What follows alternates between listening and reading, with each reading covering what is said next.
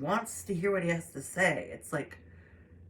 they're talking to him to talk about themselves, really. So there's that. And then a lot of times with fathers, they'll say, you know, they'll feel like their best years are gone, and like, but I mean, like, you should look at your son as like a pride point, like, oh, you know, like my legacies gets carried on, and like I'm so excited that he's, you know, doing all these things in the world, and I remember how awesome that was, and so exciting to see him doing it in a different time, you know, when things are different, and it's this, you know, that same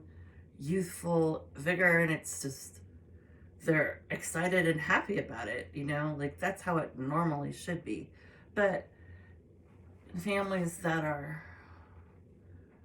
you know, leaning towards toxic and not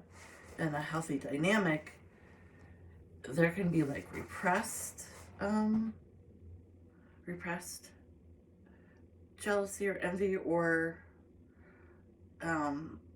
controlling behavior. Like that's one of the big ones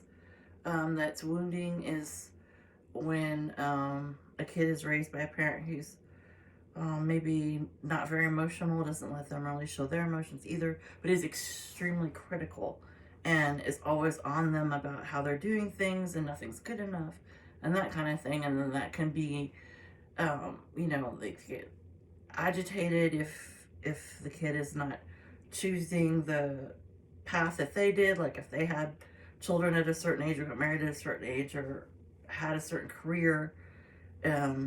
or went to college or didn't go to college, you know, like whatever they did. Or maybe the opposite. Maybe they didn't get to do a bunch of stuff and this kid has the opportunity. You know, maybe they're more well off than the parent was when they were growing up, and now they're seeing that they have so many advantages that they didn't have. So it's like, it doesn't have to be like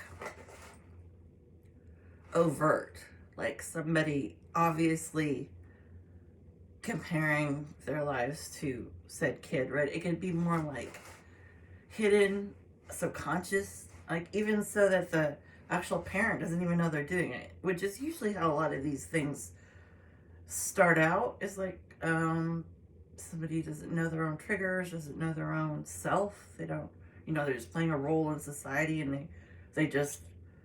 got married to whoever they thought was the appropriate choice at the appropriate time of their life, and got a job where, you know, their family or whatever, their friends all got jobs that, you know, like they just